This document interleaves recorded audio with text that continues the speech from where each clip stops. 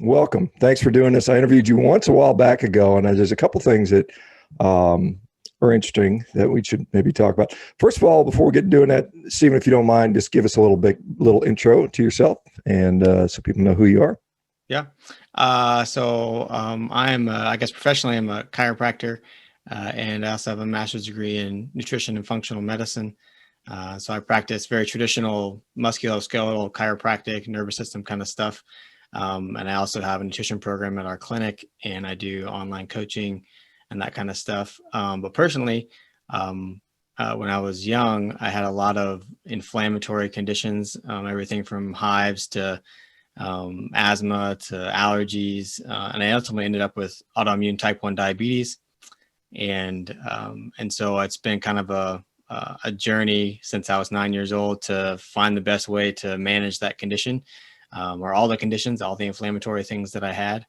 There's a lot of trial and error, lots of unanswered questions from health practitioners as I grew up and started learning more and more. But ultimately found my way to a very animal-based diet, not because of anything that I read or anybody that I had heard doing that, but because that's what worked best for me. And it was only later when I found a whole community and all the information that I have now.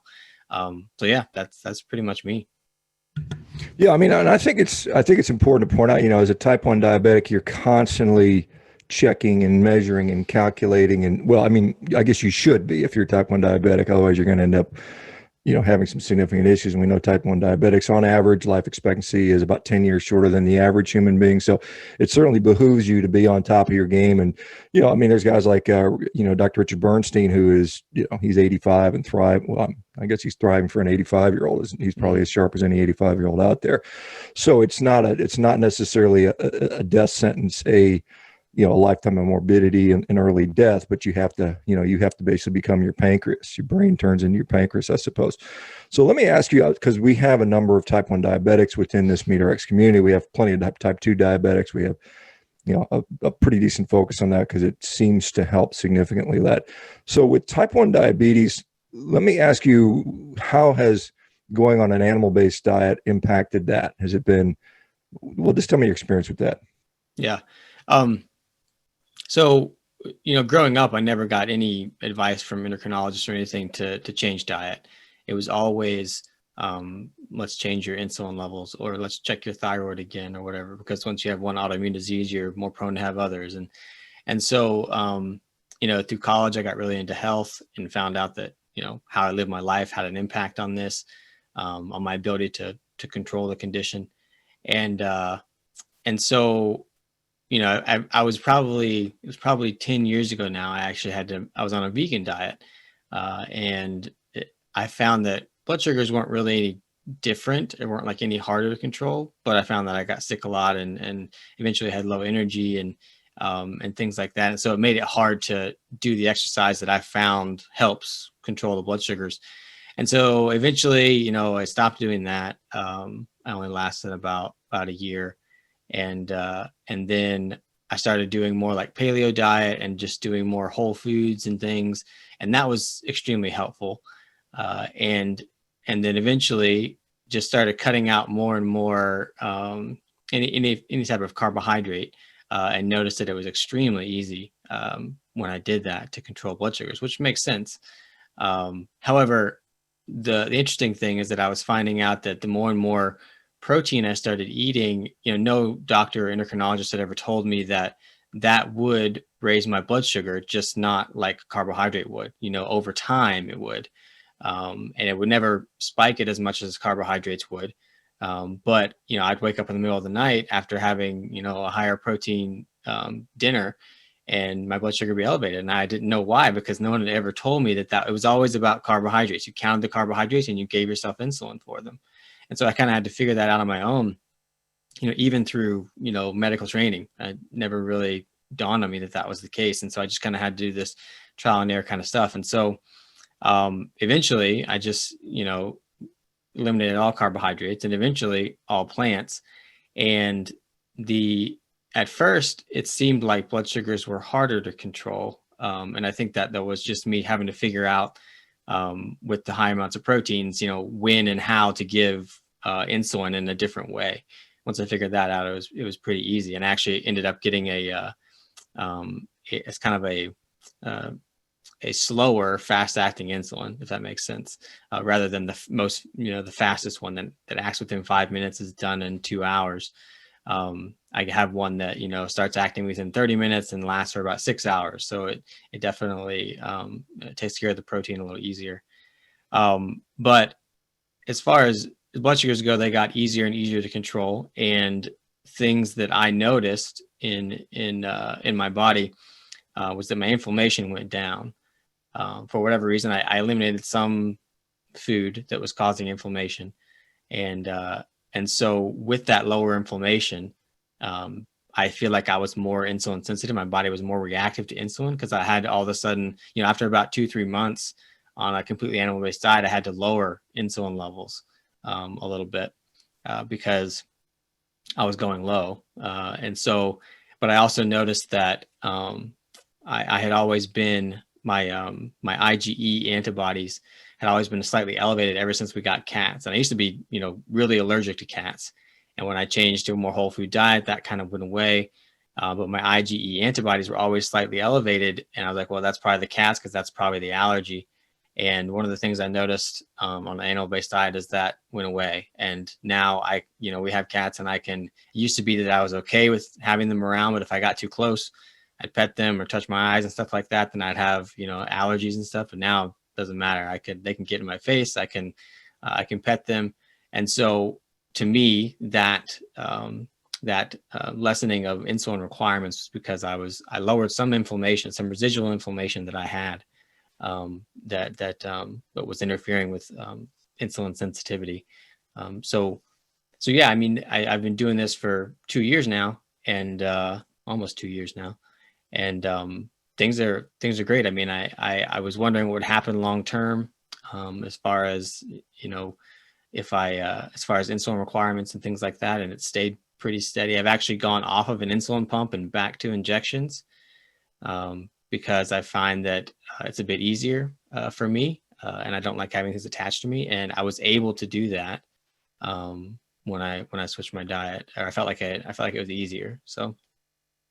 Yeah, it's one of those interesting things because most endocrinologists are basically on this carb counting thing, and they want you to count your carbs. Here's a fast acting insulin because it's all based upon carbohydrate metabolism, which is rapid onset of glucose spikes. So therefore, you need a rapid insulin to deal with that. And then when you're trying to do this without this, and this is where I think Bernstein is an advocate of regular, the old regular insulin, which had a very slow onset of it was human insulin, which is actually what the human pancreas actually evolves. And so these analogs are very, they're nice for people that are crushing carbs because they can eat their carbs and zap in that insulin right before they eat it. And so they've got this, it matches that spike. But when you're doing this long, steady protein and fat, you've got that slow rise, as over 4 to 5 hours. And if you're eating a lot of fat, that may even prolong it longer. And I know there's a Warsaw method. I'm not sure if you're familiar with that, where it talks about how to relatively dose for protein and fat. And, they say it's like, they use, it's like a protein fat unit of 100 calories. So for every 100 calories of protein and fat, theoretically is equivalent to 10 grams of carbohydrate. Everybody's carbohydrate sensitivity is going to be a little different based on who they are and so on and so forth. So, I mean, that's pretty interesting. I know we've got a lot of diabetics now I see within the carnivore community. They're saying, look, I'm on the lowest insulin I've ever been in my life. I'm sitting there with a HbA1c of 4.8, 4.9, some 4.2, 5.1, stuff that, most endocrinologists are like, oh, you're at 7, great, good deal, and that, some people say, hey, 7's not good enough, I mean, that's too high. Are you able to improve hemoglobin A1C with what you've been doing so far? Definitely. So I remember when I was first diagnosed and I was a little kid, and the doctors were just in awe of how I was able to regulate or keep my A1C down. And it was, they were in awe at it being 6.5 when I was, 9, 10 years old. But I was probably still in the honeymoon phase. I was probably still making some insulin when I was first diagnosed. And, in high school, I did not take care of myself. I just didn't understand everything. And so I had an A1C, I think it topped out at like 11.5 at one point. But then I got into health and all that kind of stuff. And so it would hover around 7. And I kind of kept it there from college all the way until, 2 years ago. And then 2 years ago, I went on this diet, and things were easier to control, and it dipped down. I got it back down to a 6.5, and I was like, this is awesome. And then um, I got a CGM, and it's the Freestyle Libre. And people, I've read that people say that and I've tested it with my finger prick meter, and it runs about 20 to 30 points lower than what my finger prick meter actually says it is. And so I just assume that it's always that, and then it's not a big deal, But my A1Cs were sticking around 6.5, but my CGM was saying that my average blood sugar was around 115, which is pretty good for a type 1 diabetic. And I was like, that's not an A1C of 6.5, that's lower. And so I've also, I figured out that, so the A1C is based on, how long your red blood cells lived. And so, if they live an average of 120 days, then on average, a certain percentage of them will become saturated with glucose, depending on how much sugar is in your blood. And so if those red blood cells live that long, then, the normal 4.5 to 5.5 around there is what we see in normal people. So obviously with a type 1 or any diabetic, if their blood sugars are higher, then that percentage of red blood cells that are saturated with glucose becomes higher. And so I've read, and there's some interesting things that are saying that if your blood cells live longer than that, then there's obviously more time, more opportunity for them to become saturated with glucose. And so if you are healthy, and you have really healthy red blood cells that live a little longer, you can get a falsely high A1C, which makes the test not, foolproof. It's still a good test for kind of getting a general idea of what average blood sugar is. But yeah, I think that's what was going on with me. And I never knew that until I got a CGM. I was like 6.5. Oh, that's the lowest it's going to be. Where in reality, it was probably, lower than 6, my A1C. All these years, or at least the last 2-3 years, when I was able to bring it down with animal-based diet. So just some interesting things that I found. But yeah, definitely I've been able to bring down A1C with this diet. Yeah, there's a lot of physicians are now kind of going away from hemoglobin A1C. They find it not as reliable. I know with some of the data coming out of Verta Health, it shows that it's not necessarily sort of static over 3 months. It can change within a matter of a week or two. In fact, they see people where the hemoglobin A1C will change fairly dramatically in just a few weeks. So, and then the whole thing about the red blood cells living longer. Fructosamine is another study that some people will use. I'm not sure how valid it is in a diabetic. Perhaps, I guess it would be. I mean, which isn't, it's like a 3-week running average of what your glucose should be. Apparently, that's a way to, maybe is another backup. But a lot of people are still, I've seen a lot of people where that happens, where the CGM and the hemoglobin A1C don't match for whatever reason, and which one is more valid is question, because the CGM is measuring interstitial fluid, so there's who knows if that's the thing, and what's more relevant or not. So it's kind of questionable. But I guess what you're seeing is the trends and the stability. I imagine you're probably working on time and range and that type of stuff. Do you find that how do you deal with exercise? I mean, are you I know, because I have a glucometer that I'll check once in a while. I know when I do like easy, when I go for a walk, blood glucose will drop, which is what you'd expect. And when I'm training like a bat out of hell, it goes up, which is also what you expect. So are you, because this is a most endocrinologists say if your blood sugar gets low, take some sugar. It's the standard. Eat a dextrose tablet, eat a whatever piece of candy, sip some juice. There's some other people out there that are saying, hey, if it's not that low and I'm doing okay, I'll just knock out a quick set of high intensity interval stuff. I'll just go and blast out some push-ups and I can raise it up 20 points. Do you mess with that stuff? And I know that's kind of controversial because some people would be worried about that. But with the CGM, you can kind of watch and see where your trend's going to be. Do you ever play with that? Yeah, so definitely. And so that was also something I had to learn on my own, that no doctor ever told me, that when you exercise, it may go up, and it was something I really saw when I got a CGM. But I was aware of that, from a very young age, because I think it was like 4th or 5th grade, we had to do science projects, the trifold board, and you do all that stuff. And my science project was how different types of exercise affected my blood sugar. And so I designed this little experiment, in fourth or fifth grade, where I went and did various types of exercise and then checked my blood sugar before and after, and then an hour after and everything. And as a kid, I learned that, okay, exercise is going to make your blood sugar go low. And I remember coming into the kitchen, like crying, telling my mom, like, this is not working. My experiment's terrible. I'm not going to pass, all this kind of stuff. But in reality, I just learned that, exercise raises blood sugar, or at least intense exercise. And I was doing things like, going outside and sprinting and that kind of stuff.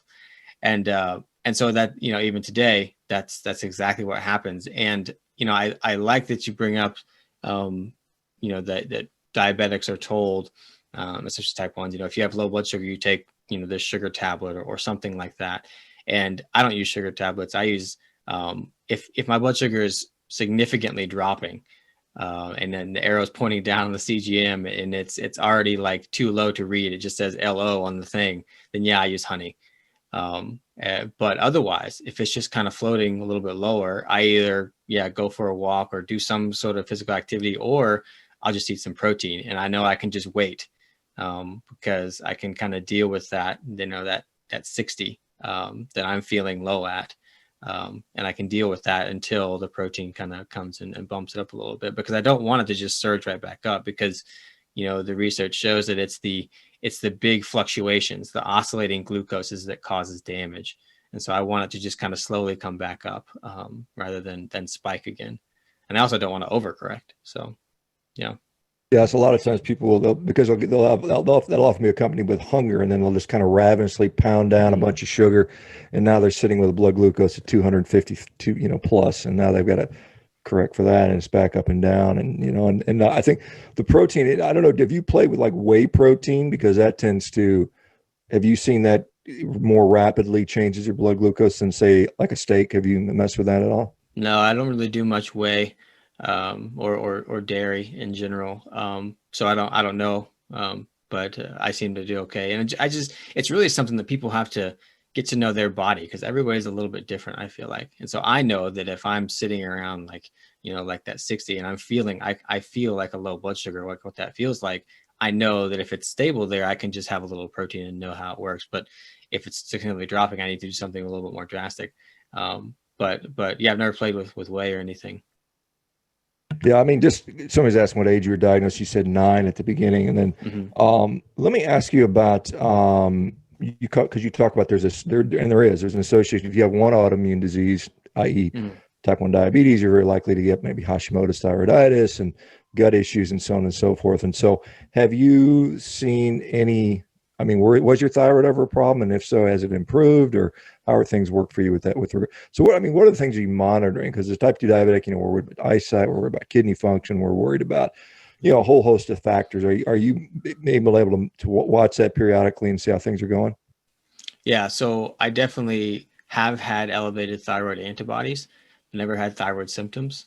So I don't know what that means, but I always monitor them. If I go and get blood work, then I always want those done, and they've stayed about the same. They're slightly elevated. They're not, out the roof or anything like that, but they've stayed about the same. But I feel like, and I'm hopeful that the longer I do this, the more I heal my gut, that those may come down, because autoimmunity I think starts in the gut, and so, many doctors want to, see them as different diseases, whether it's type 1 diabetes, rheumatoid arthritis, Hashimoto's, whatever it is. But in reality, they're all the same underlying issues in the body. And I think it starts with leaky gut, which, animal-based diet is, from my experience and clinical and personal, is the single best way to help someone heal their gut. So, so I definitely monitor that, but I've never had any other autoimmune type things. I guess you could consider all the hives and the skin issues I used to have when I was a kid, autoimmune stuff, but I haven't had that stuff in years, since I went to more whole food diets and stuff. Yeah, just because somebody's commenting, and I don't know if it's true. They're saying, are you using a red light therapy right now? Are you doing red light stuff, or do you play with that stuff? I would, I mean, I would prefer infrared sauna or anything, but up until, it started getting colder. I spend a lot of time in the sun. That's my main thing, for many different reasons. But one of them being, building fourth phase water in the body, but also vitamin D, all that kind of stuff, which fourth phase water, it's a whole other conversation. But yeah, I spend a lot of time in the sun. I want to get a sauna. My wife, there's no place in the house for it right now. She's like, no. So we're looking to find out how to get that. But I don't know if I'd want to do the red light, because I don't know that anybody's studied whether it builds the fourth phase water or not. I know infrared light is the strongest at that, but that's something I'd have to look into.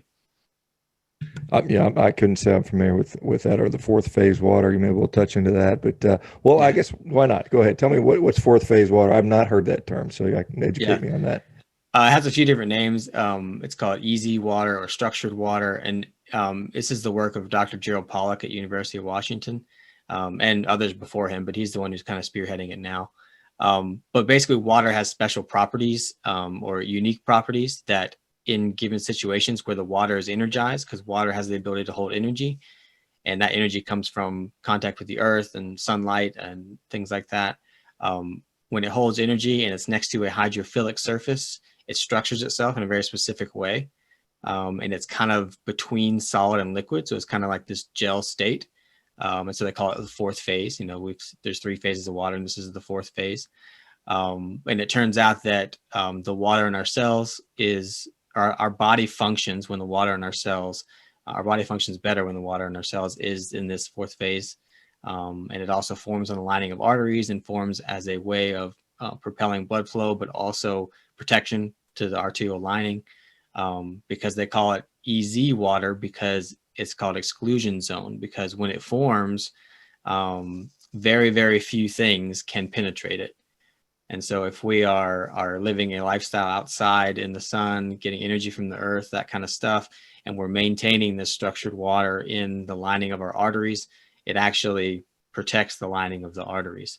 But the same things that damage arteries, like oxidative stress, whether it's from higher blood sugars or toxins or whatever, that also damages fourth phase water. It's really, really fascinating. All the different, I guess, things that it explains in our life. And so Gerald Pollack has written 2 books called The Fourth Phase of Water, and another one, Cells, Gels, and the Engines of Life, which go into those topics.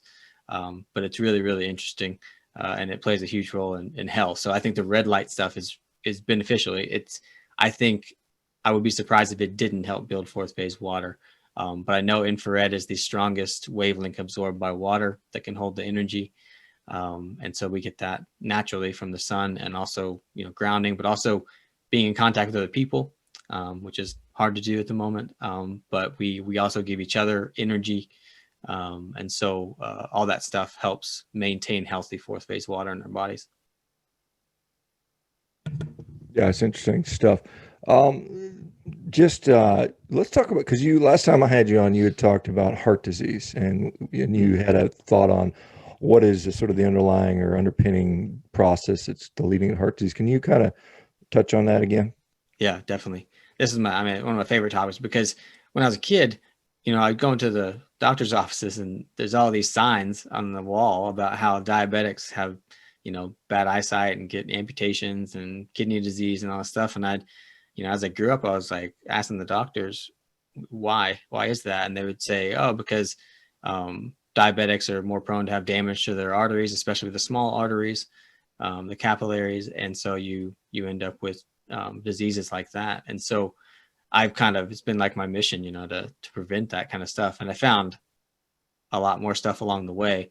But I find it funny that here I am eating a diet that my whole life I was told would cause heart disease. And now I'm completely confident that it does not, and is actually the best diet to prevent heart disease. And I think that it's pretty, in our community, it's pretty well understood that this diet does not cause heart disease.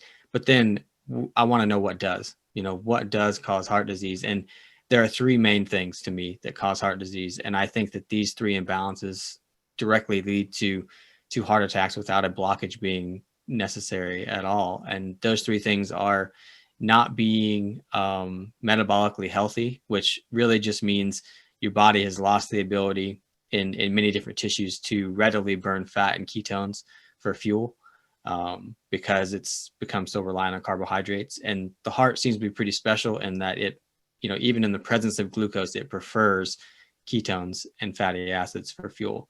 And it works better in using those fuels. There's even research that shows that people with heart failure, their heart is like starving for ketones.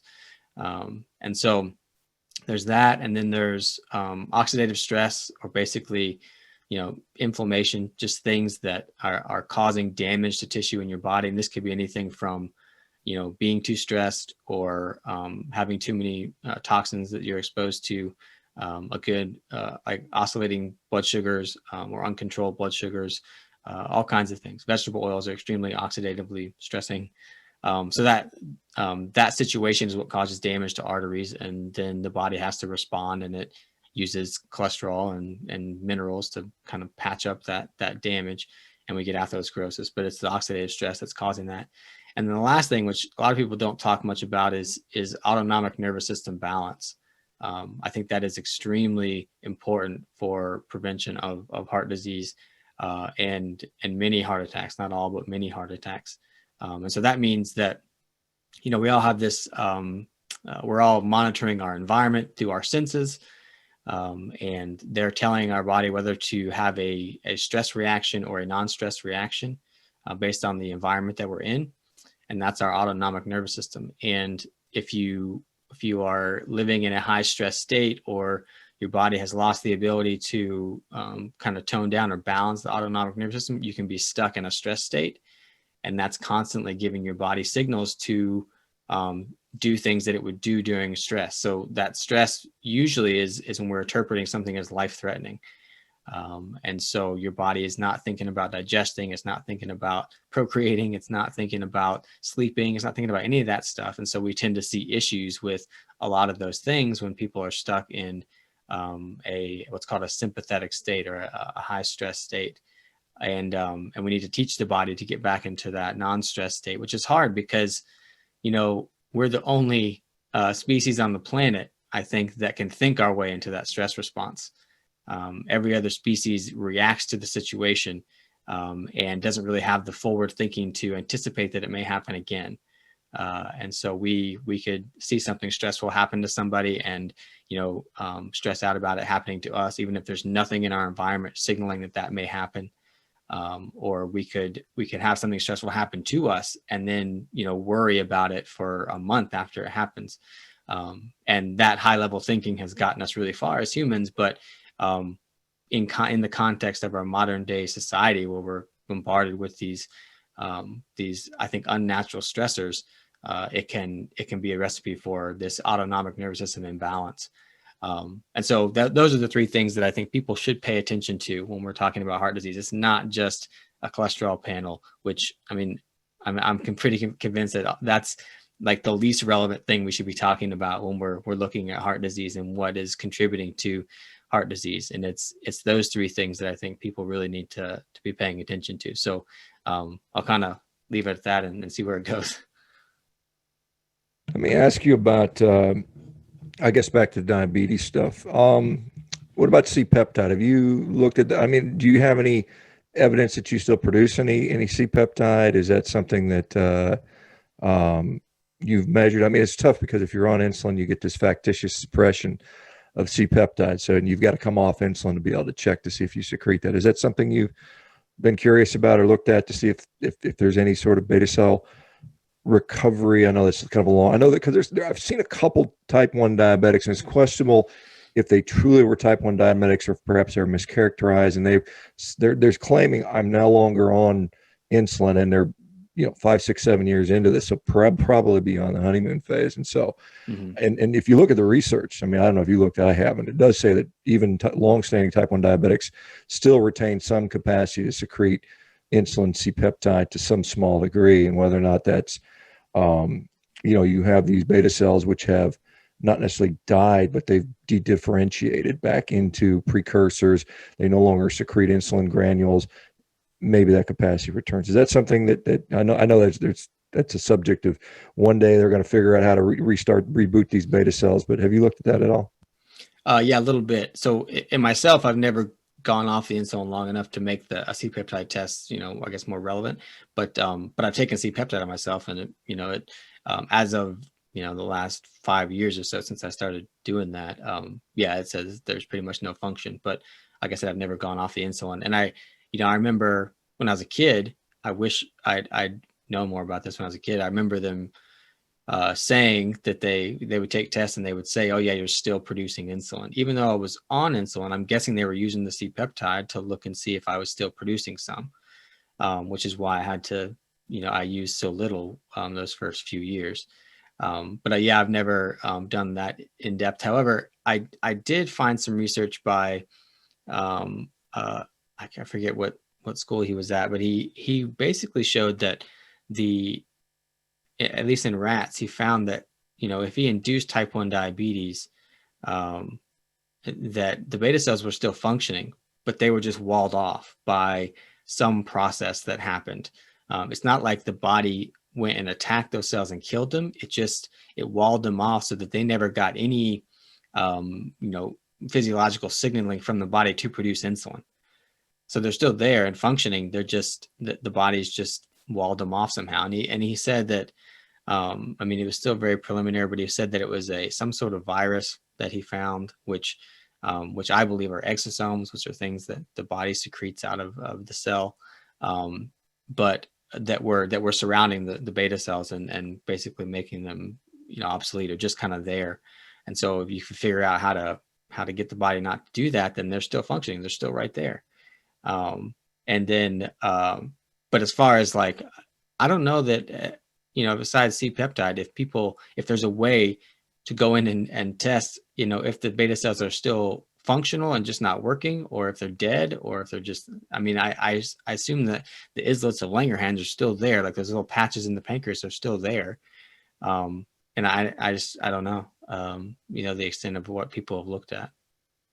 Yeah, autopsies, you can do you can do stain Mhm. for it, but you don't, or pancreatic biopsy, which obviously would be not fun to do, or maybe Yeah. Yeah. very problematic, obviously. But yeah, it's quite interesting, and there's it's kind of interesting because the beta cells are like sitting right next to the alpha cells, which are producing glucagon, yet the Yeah. glucagon seems to be unaffected, which is just kind of interesting to me because you've got this, they're right next to each other. They're very, I don't know, but one's affected, one's not. So very interesting to see, why we see that.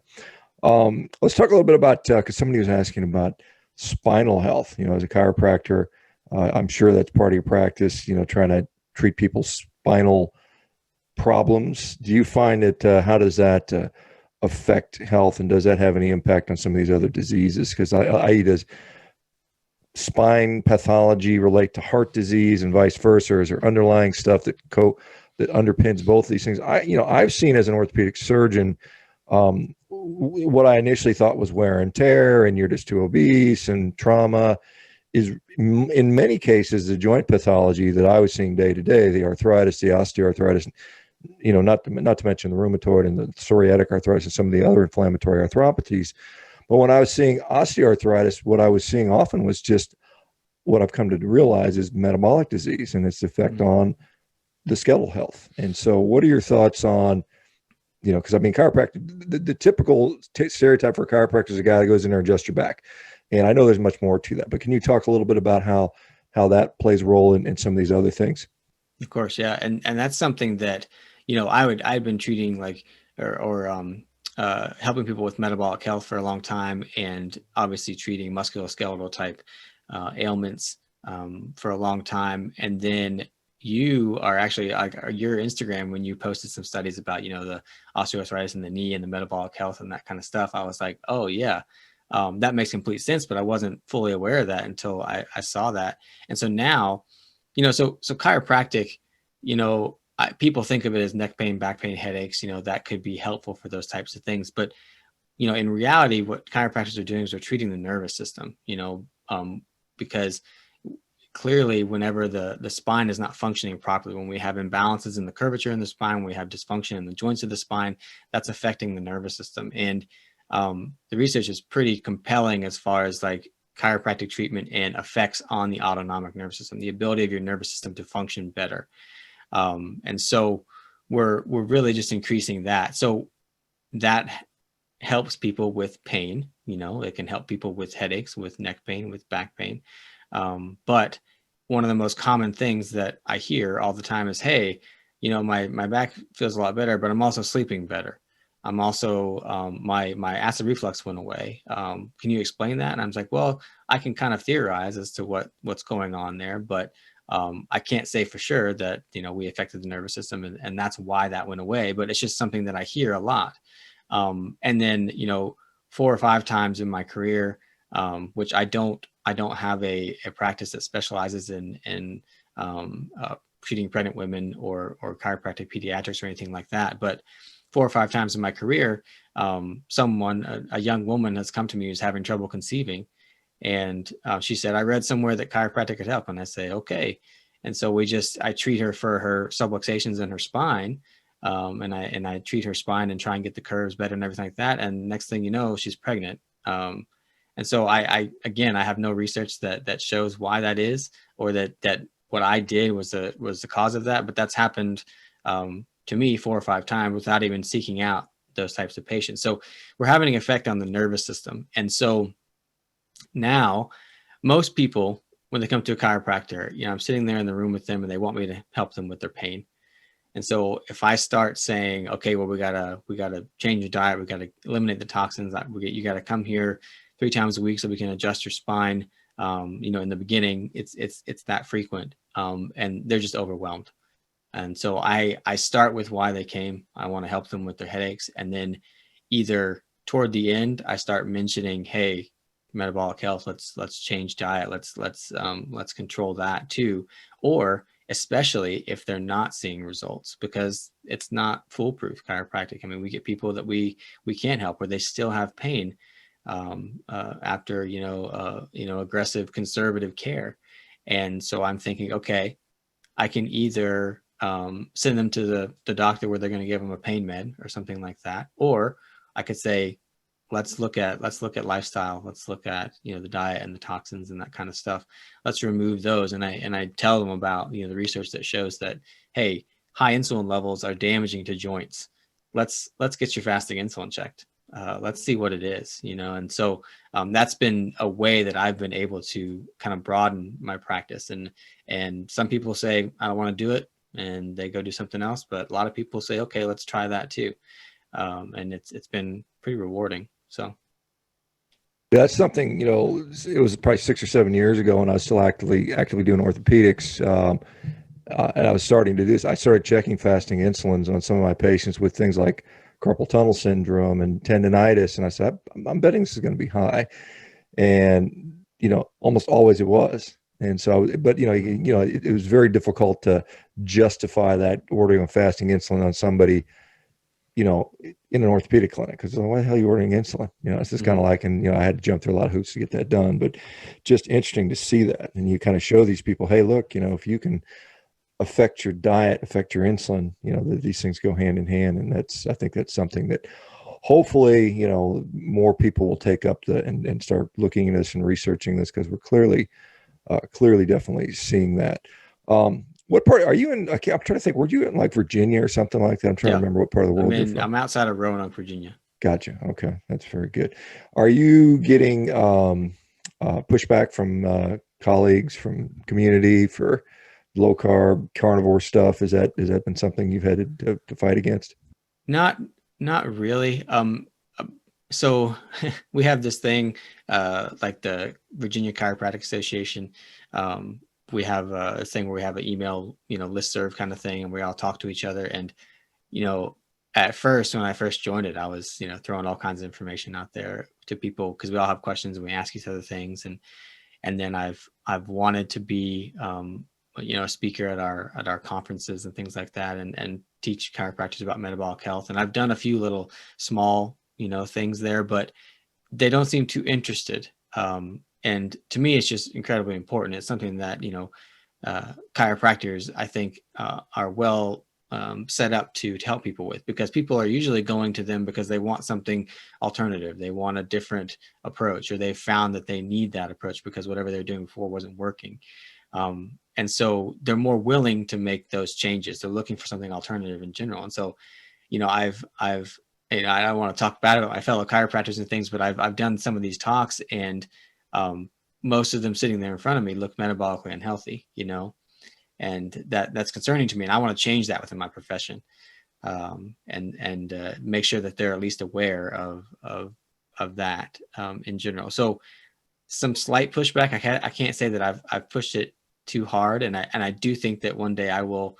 I mean, that's one of my goals, is to speak at chiropractic conferences and get my profession educated about this topic.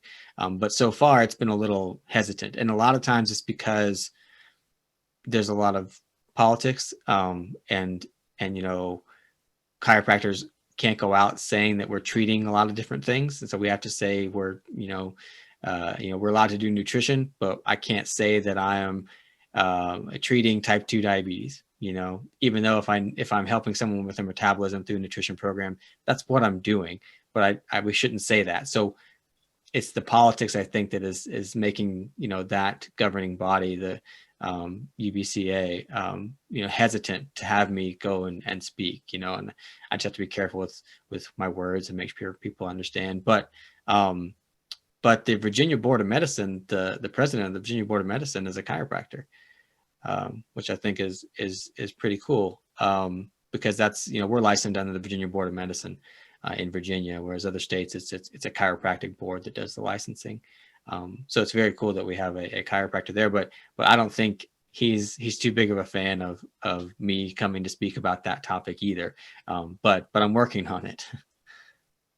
Yeah, sometimes it's like the I can't remember who we talked to the other day. Gosh, I can't even remember now. But the head of the American Diabetes Association is a type 2 diabetic that's on a ketogenic diet, and because she's in that position, or the president of that association, she's allowing more of this coming in. That's probably one of the reasons why we saw that the ADA just approved low carb diets as an option for diabetics. And so it's kind of interesting. It's kind of interesting you say that you're seeing so many metabolically unhealthy chiropractors, because my experience with chiropractors through the years is, as far as healthcare providers go, they tend to be more athletic.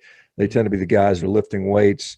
When I was playing high level rugby, a lot of the, like I know that there's Life College had this huge rugby program. They even had a rugby scholarship for Life College where you could go and play and some of the best rugby players in the U.S. were playing at Life College Chiropractic. And then when I was doing Highland Games, one of the guy that it pissed me off because I always come second in the world champion, this guy named Gene Flynn. He was a chiropractor out of Outer Banks, North Carolina. Big, strong dude. And he beat me every damn year. And then I think I got him one year when I won the world championships. But he was another chiropractor. So my experience has always been these chiropractors are lifting weights, fit, strong, healthy guys. But it's interesting to say now you're seeing a bunch of big-bellied, metabolically unhealthy guys, which is, I guess the same thing you look in orthopedics. And orthopedics generally attracted athletes, ex-college athletes, guys that were at least like working out. And now we see even that practice, you see more and more out of shape. I'd still say among physicians, orthopedic surgeons are probably more active and athletic. Maybe they don't know how to eat, and that's a problem. And I think it catches up to everybody eventually. I mean, it caught up to me in my early 40s. I mean, I was just trained my ass off, and and it worked until it didn't work anymore. And it didn't work for me at about 40. So even despite training as hard as I think probably most people would dare to want to train, it catches up with you eventually. So it's kind of yeah. I'd say based on my pool of chiropractors, like usually within Virginia, I go to those conferences and things like that. I'd say it's about half and half of what I see. Some it's either they're like super into health and they're really fit, but that doesn't necessarily mean they understand metabolic health. It just means they look really fit, But and then there's the other half that are just very into neuromusculoskeletal things, and they don't really pay attention to anything else, which is good. It's a place for that. But I want to share the information with them that hey, if you're not getting results with the patient, this could be why. this is something you maybe add to your practice or refer to another chiropractor or another healthcare specialist that would treat that. That's something you could really do to serve your patients. Yeah, it seems like it's a double-edged sword because, a lot of folks will be like, they'll lament the fact that they have these patients that don't get better, don't want to get better, don't cooperate. We call it piss poor protoplasm. I mean, they were just, doesn't matter what you do, they're gonna have disastrous outcome because they're significantly overweight. They have all kinds of metabolic issues. They've run all kinds of meds. They have gazillions of allergies, and when you operate on them, it's just going to be a nightmare. You just kind of like, but at the same time, you don't want to do what it takes to help those people to actually fix those underlying issues, which is that's the heavy lifting. That's like, okay, now I got to sit there and spend, not just a 20-minute office visit, but it might be months and months and months, and no one's really set up. That's a problem. Medicine is not set up to do that. And then you turf these people off to the dietitian, and the dietitian gives them the food pyramid, says go to town, and nothing happens. And so it's a very frustrating system. And it's good to see that. I mean, how much time are you in a situation where you can take as much time as you need with a patient, or as much time as you want? I mean, how does that work? Because I know in my practice, I mean, it was, man, if I took more than 15 minutes, I had a pissed off nurse and a waiting room for pissed off patients, because they're just, I mean, it was literally a hamster on a wheel. I mean, they wanted you to keep spinning faster, faster, faster, see more patients, get the volume, do your coding. And it's just not a recipe for success. I mean, if you're dealing with simple issues and you don't want to touch the lifestyle issues, you can make that work. But truly, we should be doing the lifestyle stuff. Yeah. Yeah. So in our practice, like I said, we're mostly neuromusculoskeletal stuff. And so, I'm an associate in this practice. And the owner of the practice let me come in and design my nutrition program so that we could implement that into the practice. And so, but we primarily do adjusting. And we, as chiropractors, I always say that, we have just as much student loan debt as a medical doctor or a dentist or anybody like that. And yet, we don't have, those high paying hospital jobs that others do. And so chiropractors kind of get a bad rap for seeing a lot of people and getting them in and out. And we do, because an adjustment doesn't take that long. They do a little bit of rehab and retraining, exercises kind of things.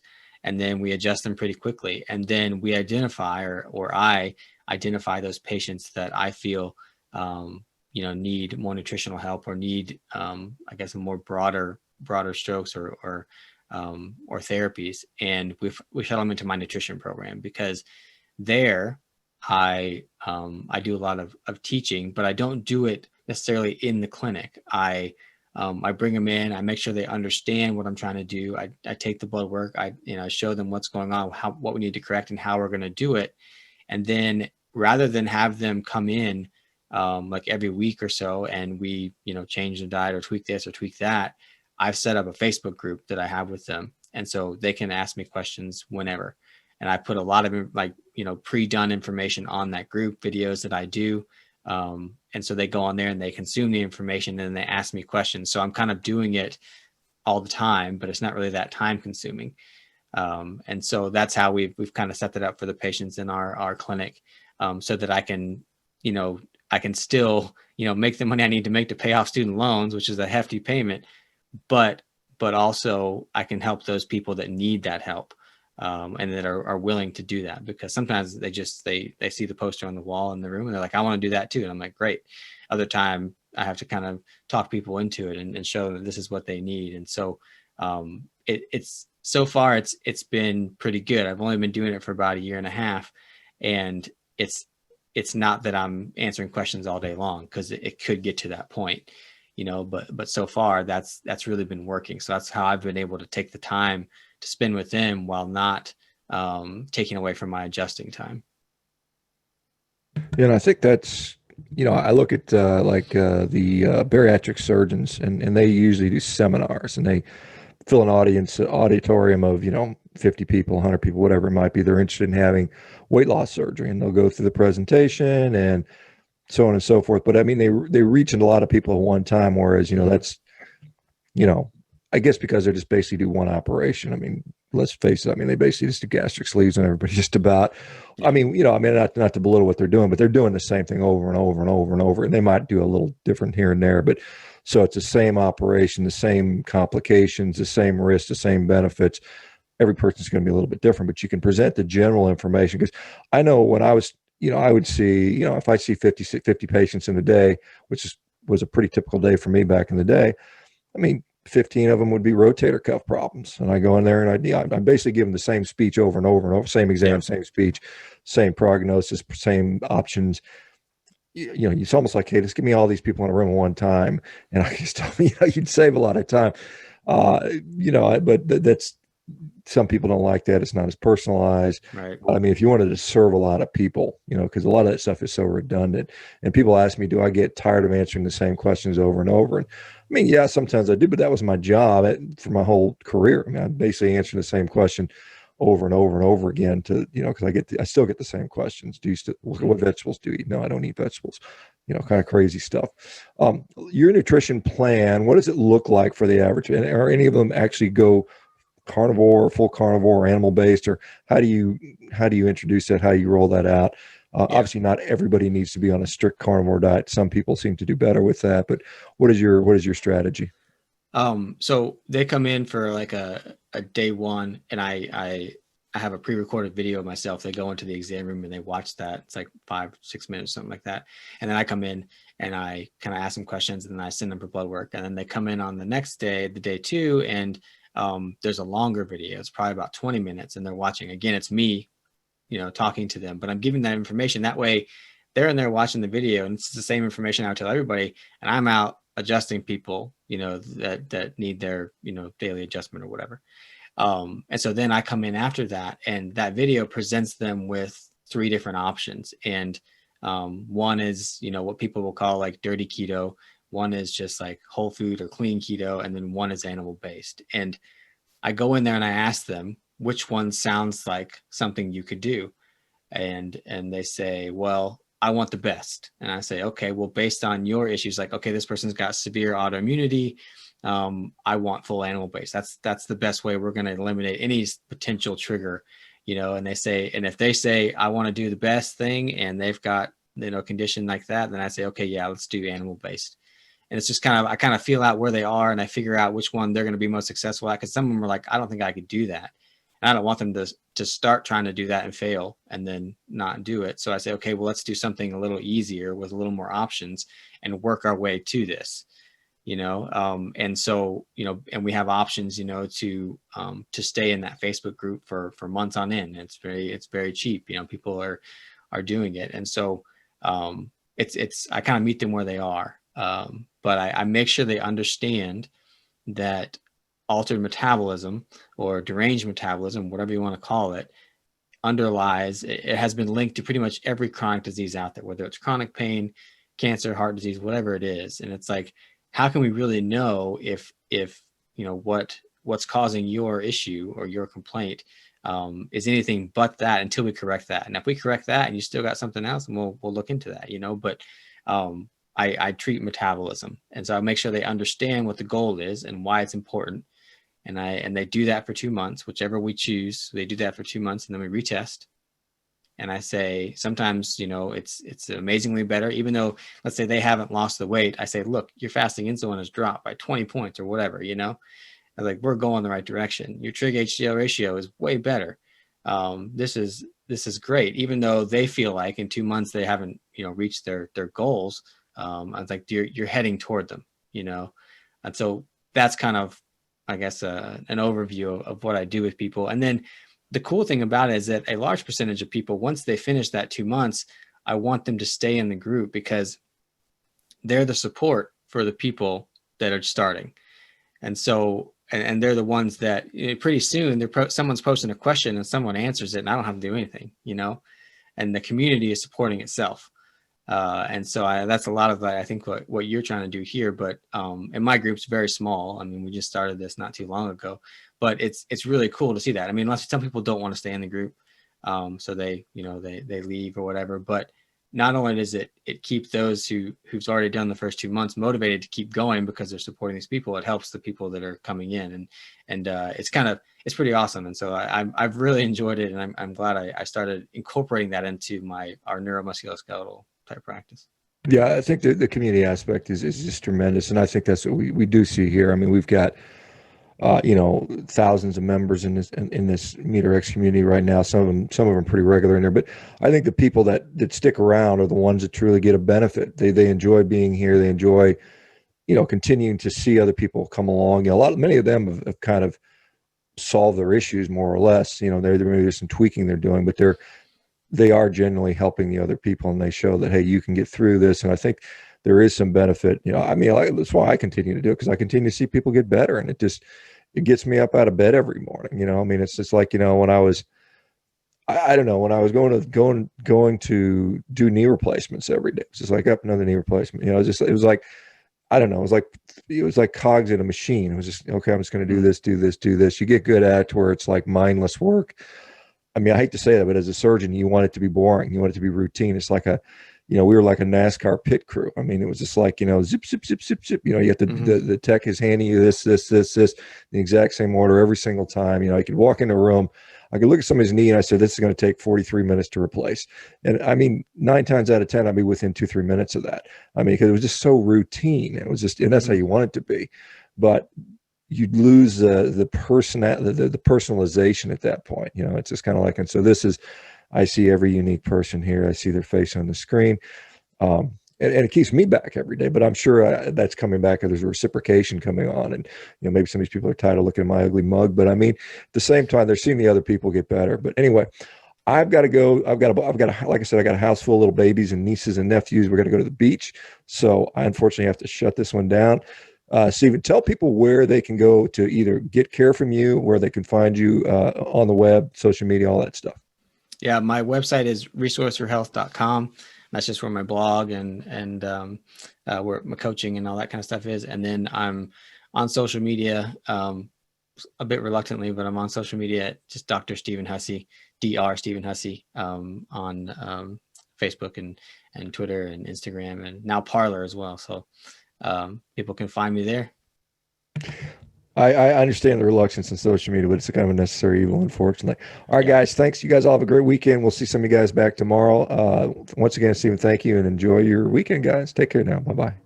See ya.